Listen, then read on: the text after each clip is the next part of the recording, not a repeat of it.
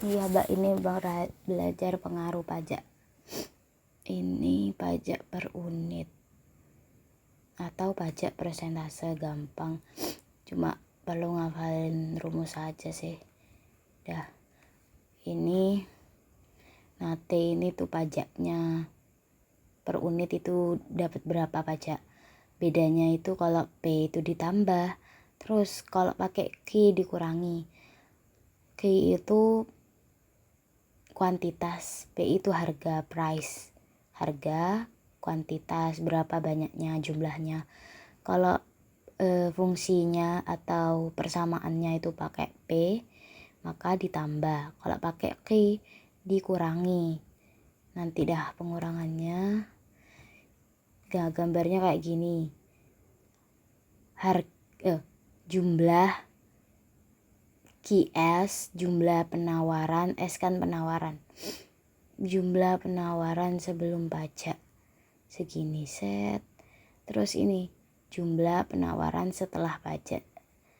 Gini gambarnya. Terus KD itu kan, kalau KD kan selalu turun gambarnya seret gini. Jadi ini keseimbangan pasar 1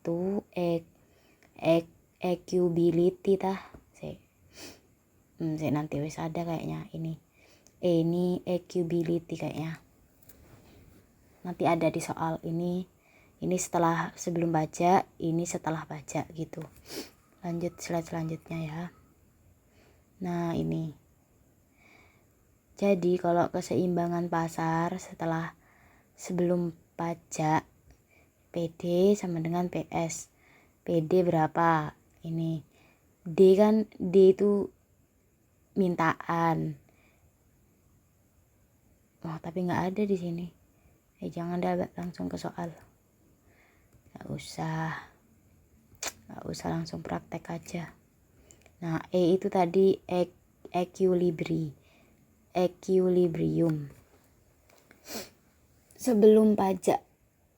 Dah, pokoknya kalau keseimbangan sebelum pajak itu langsung aja D sama dengan S. Langsung masukkan, ini kan D-nya 0,25 plus 25. Terus ini S-nya kan, ini penawaran. Siti Ati suka menawarkan dagangan. Ini slide 5, Mbak. Slide 4-nya sudah tak upload di YouTube. Pajak per 6 unit. Pajak per unit sama dengan 6. Jadi pajaknya 6, tapi yang pertama keseimbangan sebelum pajak, jadi biasa aja. Di D sama dengan S. Itu. Jadi kuantitasnya sebesar 42, Q itu di depan, terus P di belakang. Q itu sama kayak X kan, nih. Q sama kayak X. Balik lagi, mana? Nah, ini. Jadi kuantitasnya itu 42, harganya 14,5. Terus menghitung setelah pajak. Ini kan tadi sebelum yang ini.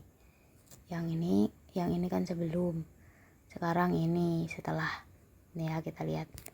Setelah pajak. Dah. D sama dengan S. Jadi yang berubah itu penawarannya. Kalau D permintaannya itu enggak berubah. Penawarannya kan soalnya harganya itu dipengaruhi pajak. Jadi berapa sih pedagang itu mau memberikan harga berapa. Kalau setelah pajak menawarkan harga berapa ya harga yang ditawarkan. Jadi jadi penawarannya yang di otak-atik. ST itu ditambah. Nah, tadi kan ada yang ditambah, ada yang dikurangi. Nah, ini kan P. Kalau P berarti ditambah. Nih, ditambah 6 kan tadi. Per unitnya ini. Per unitnya kan 6. Ini kan per unitnya 6. Jadi ditambah karena P. Fungsinya itu P. Kalau fungsinya itu Q, ini dikurangi. Min 6. Ini juga dikurangi. Min 6. Dikurangi satu-satu. Tapi nanti wes ya, lihat contohnya. Udah wes biasa aja. Kalau P ditambah ya, nih ditambah. Kalau Q setiap setiap suku itu dikurangi berapa pajaknya. Kalau fungsinya itu ini, fungsi ini di sini aku ke slide sebelumnya. Kalau fungsi di sini itu pakai Q berarti dikurangi, kalau pakai P ditambah. Nah, sudah ketemu 30 Q-nya. Kalau P kan tinggal masukin aja berapa. Jadi harga keseimbangan diperoleh 30,17,5. Jumlahnya 30, harganya 17,5. Gitu. Nah, habis itu ditanyain apa lagi? Total penerima pajak. Total penerima pajak, penerimaan pajak. Jadi pajaknya itu berapa keseluruhannya? Disebut dengan total penerimaan, total kan, total penerimaan pajak. T itu harga per unit dikali banyaknya kuantitas, banyaknya barang, jumlah barang setelah pajak. Ini kan jumlah barang setelah pajak sebesar nih 30 jumlah barang. Jadi totalnya T dikali T-nya tadi kan 6, T-nya kan 30 ini kan. Setelah pajak dikali. Terus BDK itu pajak yang ditanggung konsumen. Coba. Pajak yang ditanggung konsumen. BDK. Jadi P harga setelah pajak dikurangi harga sebelum pajak. Harga setelah pajak kan ini 17,5. Nih, dikurangi P harga sebelum pajak. Balik lagi ke slide selanjutnya ya. Slide sebelumnya. Ini harganya 14,5. Tulis deh ke sini kan.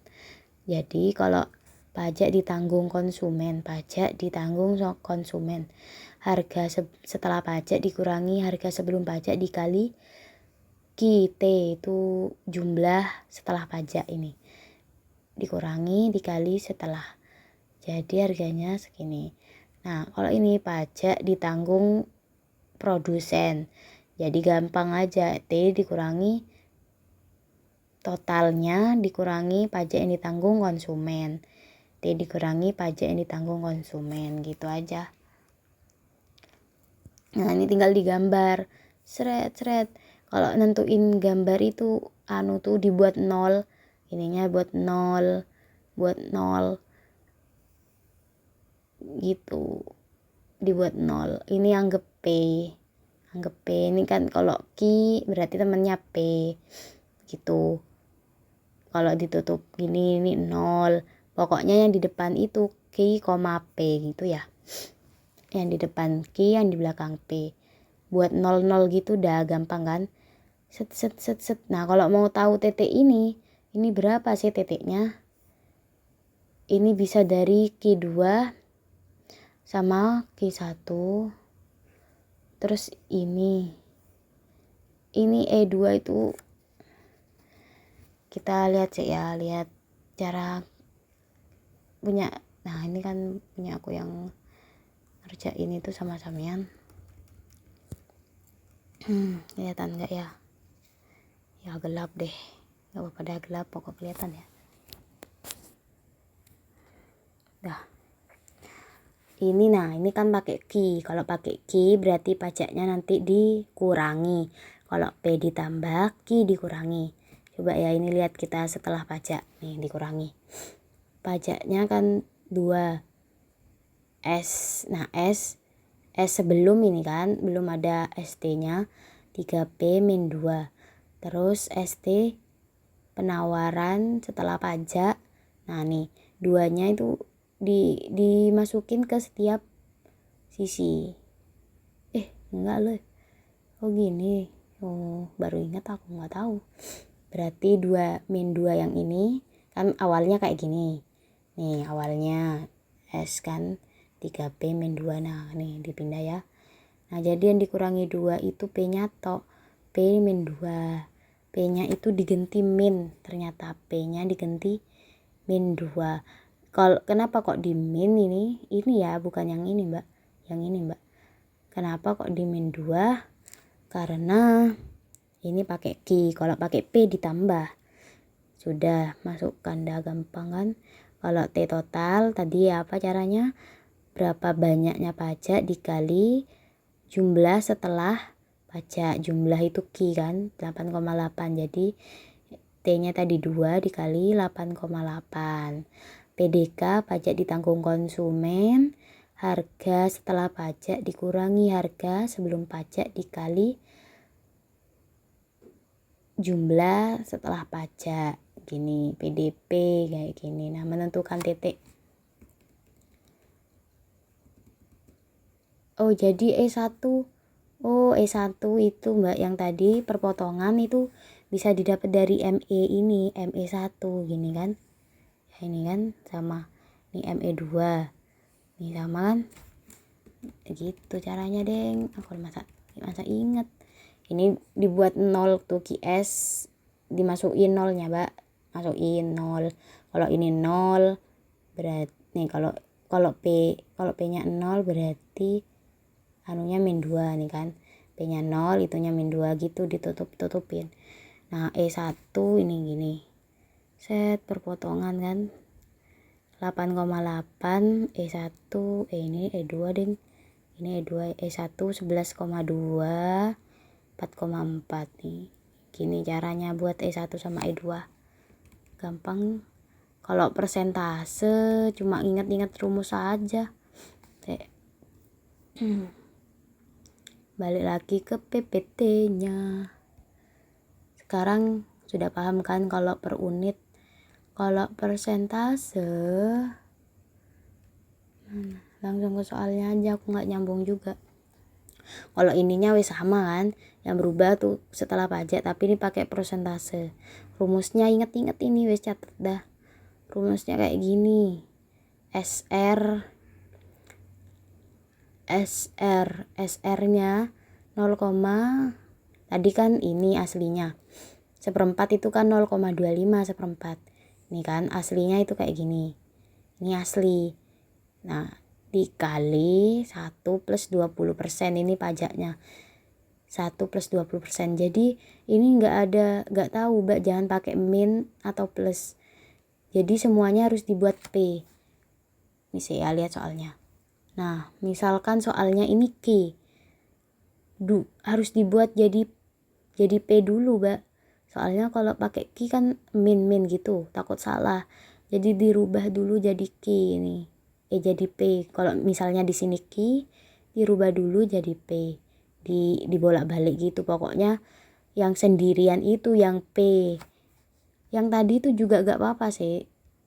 Jadi nanti kalau nemu soal yang pajak biasa itu, ini misalkan ini masih Q, biar gak bingung dikurangi dirubah aja.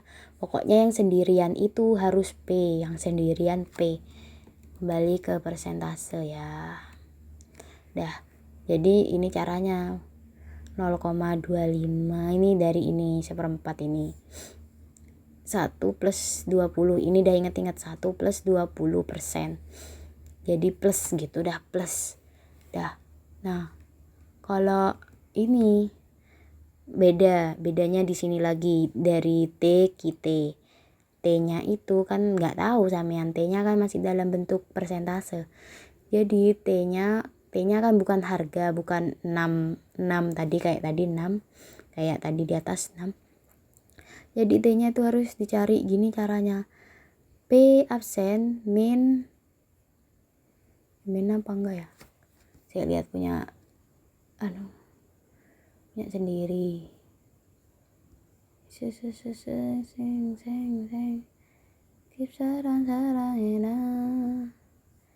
Mana ya?